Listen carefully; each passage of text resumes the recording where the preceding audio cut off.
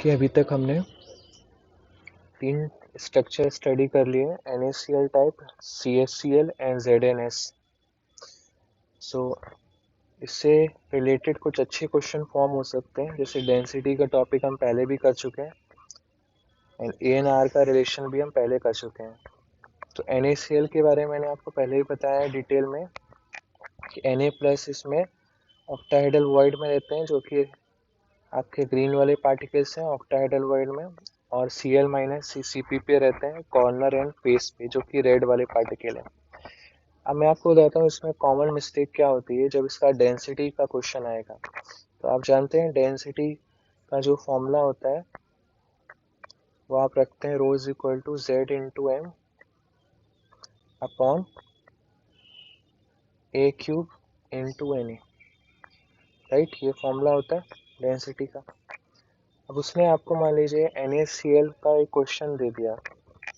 पहला क्वेश्चन जो डाउट आता है स्टूडेंट के माइंड में कि Z क्या होगा इसका, क्योंकि हमें BCC का पता है, FCC का पता है एंड PCC का पता है, बट इसका क्या होगा। तो ओवरऑल जो रैंक आता है वही Z होगा। तो ये पहले भी हम कैलकुलेट कर चुके हैं कि Na का रैंक कितना आता है। Na ऑक्टाहेड्रल वॉइड में रहता है, तो 12/4, और एक बॉडी के सेंटर में रहता है, तो Na का रैंक कितना आता है 4, और Cl का रैंक CCP पे, तो कॉर्नर 1/8 इंटू 8 प्लस 1/2 इंटू 6, ये भी 4 आता है, ये पहले मैं बता चुका हूँ। तो Na4Cl4, जिसमें 4 कॉमन आ जाता था, तो इसका मतलब इसका पूरा Z जो है कितना है 4। तो इस क्वेश्चन में Z की वैल्यू आप क्या रख देंगे 4। Na मॉलिक्यूलर मास है वो हम रख देंगे, M जो है मॉलिक्यूलर मास है 58.5 रख दिया। अब दूसरी प्रॉब्लम आती है इसमें A में रखने पर। Na तो हमें पता है 6 रख देंगे इंटू 10⁻23। अब वो आपको A नहीं देगा सीधे, वो क्या देगा आपको, किसी एक की रेडियस दे देगा। जैसे आपको मान लीजिए उसने कैटाइन की रेडियस दे दी, कैटाइन मीन्स Na प्लस की उसने मान लीजिए आपको कुछ रेडियस दे दी है। मान लीजिए वो रेडियस है 90 पिकोमीटर, उसने दे दिया आपको कुछ रेडियस। अब अगर एनाइन की रेडियस पूछता तो वो तो हम वैसे भी निकाल सकते हैं। एनाइन की रेडियस अगर पूछता Cl माइनस की, कैसे निकाल सकते हैं, क्योंकि हमें कैटाइन और एनाइन का रेशियो तो पता ही है, इसका 0.52 आता है। मान लीजिए मैंने यहाँ से कैलकुलेट किया, अब मैं ऐसे अप्रोक्स कुछ भी लिख दे रहा हूँ। ये मान लीजिए वैल्यू आ गई 185 आ गई मान लीजिए। अब मुझे कैटाइन की रेडियस भी पता है और एनाइन की रेडियस भी पता है। अब बट स्टिल एक प्रॉब्लम है कि ए कैसे निकलेगा इसमें। अब मैं कॉमन मिस्टेक बता रहा हूँ, स्टूडेंट करते क्या है, वो मिस्टेक ये करते हैं, वो जानते हैं कि NaCl का जो स्ट्रक्चर होता है वो CCP में होता है, मतलब फेस सेंटर्ड। और फेस सेंटर्ड का उनको रिलेशन याद आता है, क्या था relation, R is equal to A√2/4, वो सीधे रख के आ जाते हैं, तो उनका आंसर गलत आता है।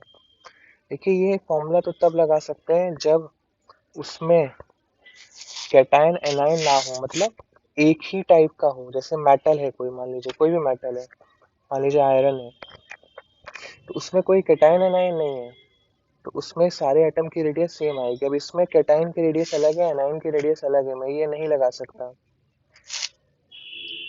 राइट।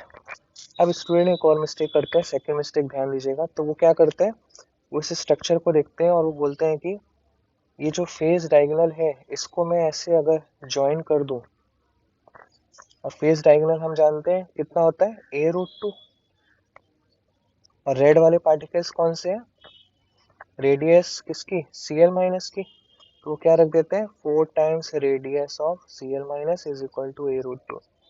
इससे भी आंसर गलत आएगा उनका।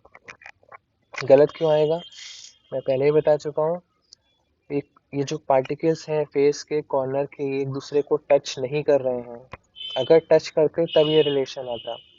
टच क्यों नहीं कर रहे हैं, क्योंकि जो ये ऑक्टाहेड्रल वॉइड है ये परफेक्ट ऑक्टाहेड्रल तो है नहीं, परफेक्ट ऑक्टाहेड्रल 0.4 होता है, 0.414, जबकि ये रेडियस कितनी है 0.52, मतलब एनाइन एनाइन एक दूसरे को टच नहीं कर रहे होंगे, ये भी रिलेशन नहीं लगा सकता। तो हम लगाएंगे कहाँ पे रिलेशन, हम लगाएंगे यहाँ साइड में। तो ये मोस्ट इम्पोर्टेंट पॉइंट है, इससे काफ़ी अच्छे क्वेश्चन बनते हैं NaCl के। इसका मतलब A एंड R का relation, this whole length is L, A edge length. तो मैं यहाँ पे जो रिलेशन लिखूंगा वो क्या लिखूंगा, ये एनाइन है, 2 times of radius of anion plus 2 times of radius of cation is equal to A। तो ये वो रिलेशन है, ध्यान रखिएगा, जो NaCl में एज लेंथ और रेडियस, ZnS में A एंड R का रिलेशन एंड डेंसिटी का क्या फॉर्मूला बनेगा।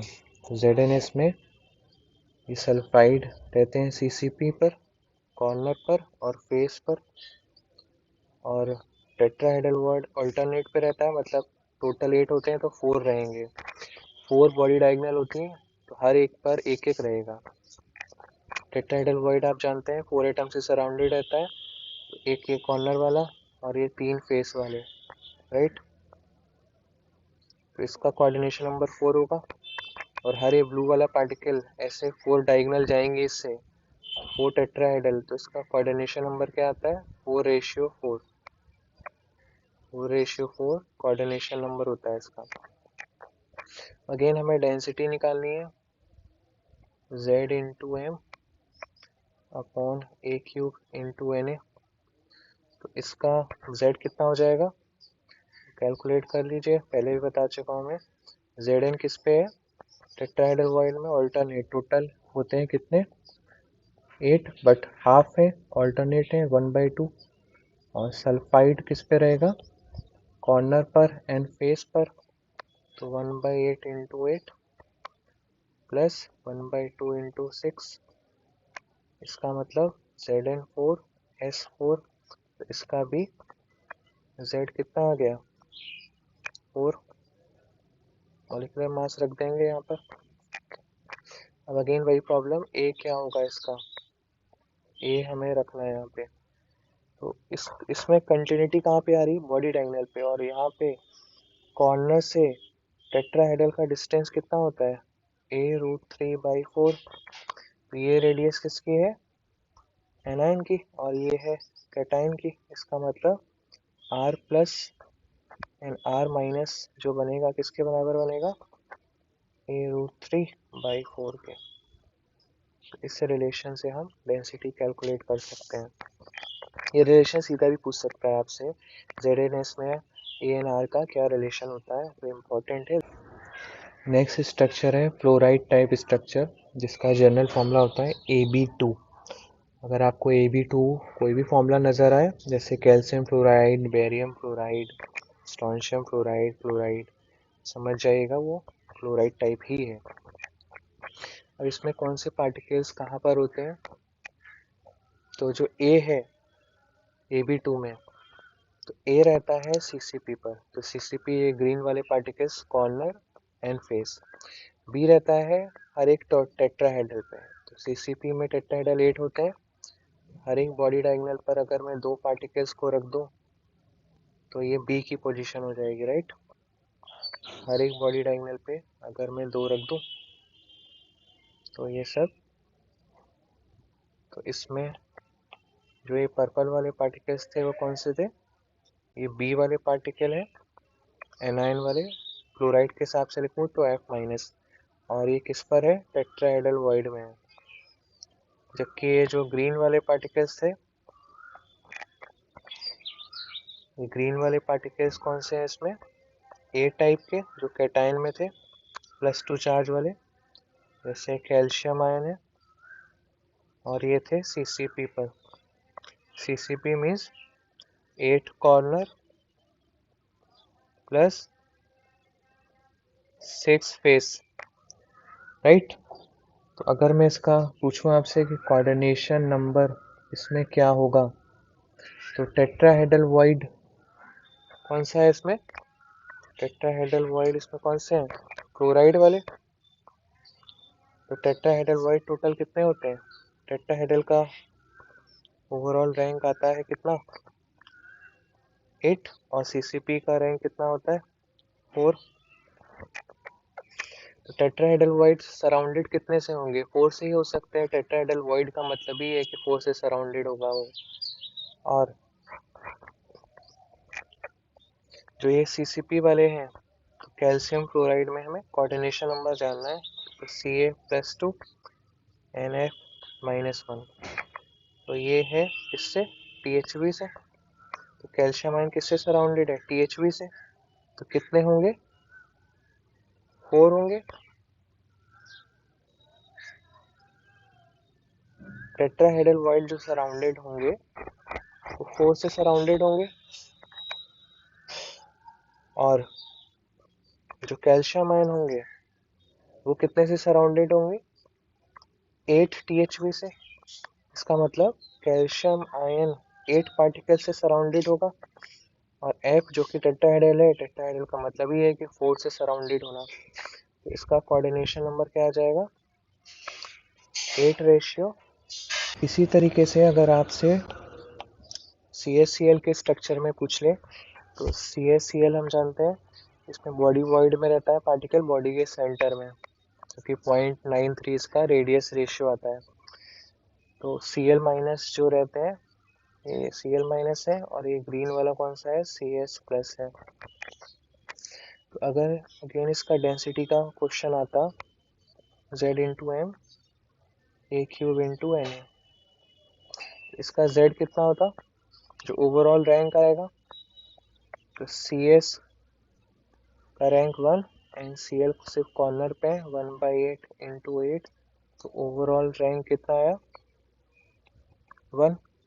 Z की वैल्यू तो 1 हो गई। अब जो भी इसका मॉलिक्यूलर मास होता है वो रख देंगे यहाँ पे। अब प्रॉब्लम आएगी किसमें, A को निकालने में। यहाँ पर तो यहाँ पर कंटिन्यूटी किस पे आएगी, बॉडी डायगोनल पे। इसको मैं यहाँ से अगर जोड़ दूँ तो ये किसकी रेडियस है, एनायन की।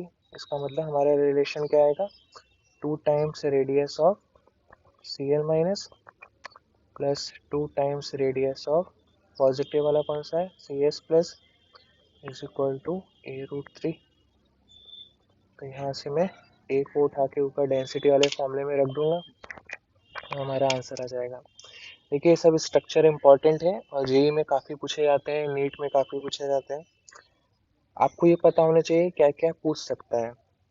तो सबसे पहले NaCl हो, CHCl हो या ZnS हो, सबसे पहले आपसे पूछ सकता है कोऑर्डिनेशन नंबर। तो NaCl क्या होता है, 6:6 में। CHCl 8:8 में। 8:8 में क्यों, हर कॉर्नर वाला 8 बॉडी सेंटर्ड से जुड़ा रहता है, और हर बॉडी सेंटर्ड 8 कॉर्नर से जुड़ा रहता है, राइट। ऐसे ही ZnS होता है, ZnS में कोऑर्डिनेशन नंबर क्या आता है, 4:4। क्यों, क्योंकि ZnS में Zn+2 रहते हैं किसमें, टेट्राहेड्रल वॉइड में, और सल्फाइड CCP में। तो टेट्राहेड्रल वॉइड का कोऑर्डिनेशन नंबर 4 ही होता है, तो उसमें भी 4:4 आ जाता है। दूसरी चीज, ANR का रिलेशन कैसे निकालेंगे इन तीनों स्ट्रक्चर में, राइट। और इसके एग्जाम्पल याद रखिएगा, CHCl में स्ट्रक्चर, नेक्स्ट स्ट्रक्चर है एंटी फ्लोराइड टाइप, ये बिल्कुल ऑपोजिट है। इसमें फॉर्मूला क्या आ रहा था, AB2 टाइप, इसमें A2B टाइप आएगा। मतलब A किस पे रहना चाहिए, टेट्राहेड्रल वॉइड पर, बिल्कुल ऑपोजिट है, और B किस पे रहेगा, CCP पर। इसका मतलब ये जो ग्रीन वाले पार्टिकल हो गए, इसमें ये B के हो गए, और ये टेट्राहेड्रल वॉइड हो गया, ये A का हो गया। बिल्कुल ऑपोजिट है, कुछ भी अलग नहीं है। जैसे आपको बोल दिया सोडियम ऑक्साइड Na2O, तो ये इसी फॉर्मूले में आ रहा है, A2B में। तो Na+ इसमें कहाँ पर रहेगा, Na+ रहेगा इसमें टेट्राहेड्रल वॉइड में, और ऑक्साइड आयन किस में रहेगा, CCP पर। कोऑर्डिनेशन नंबर इसका उल्टा हो जाएगा, उसका 8:4 था, इसका 4:8 आ जाएगा। कोऑर्डिनेशन नंबर ही मोस्ट इंपॉर्टेंट है, इसको सीधे याद रखिएगा। बाकी मैंने बता दिया वो कैसे आ रहा है। Z कितना आएगा इसका, उसका 4 आया था तो इसका भी 4 ही आएगा। RNA का रिलेशन भी सेम आएगा क्योंकि टेट्राहेड्रल वॉइड पर ही है, तो सब कुछ सेम ही है। तो इसको यहाँ पर अगर चेंज करना है तो कर लीजिए। तो टेट्राहेड्रल वॉइड में इसमें कौन से है इस बार? टेट्राहेड्रल वॉइड में है इस बार Na+ और ऑक्साइड आयन किसमें है? Cc3 पर। क्यों? और ए किसका? कैल्शियम का, क्योंकि टोटल 8 टेट्राहेड्रल से सराउंडेड, और टेट्राहेड्रल का मतलब ये 4 से घेरा होगा वो। क्लोराइड का कितना हो गया? 4। अगर हमसे डेंसिटी पूछ लेता तो Z into M upon A³ into Na लिखते। Z अभी मैंने बता ही दिया, इसका ओवरऑल कितना आ जाएगा। तो Ca का कितना होता है? 4। NF का कितना होता है? 8। तो कॉमन क्या आ गया? 4 CaF2। तो इसका Z कितना बन गया? 4। तो इसके 4 इफेक्टिव नंबर ऑफ एटम होंगे, तो Z इंटू मॉलिकुलर मास। अब ANR का रिलेशन, कॉर्नर का बॉडी डायगोनल के थ्रू टेट्राहेड्रल से कितना डिस्टेंस होता है? A√3/4। इसका मतलब R प्लस वही सेम आएगा, R minus is equal to A√3/4, जो किस में आ रहा था? ZnS में आ रहा था। उसको उठा के यहाँ पुट कर देंगे A³ इंटू Na में, तो डेंसिटी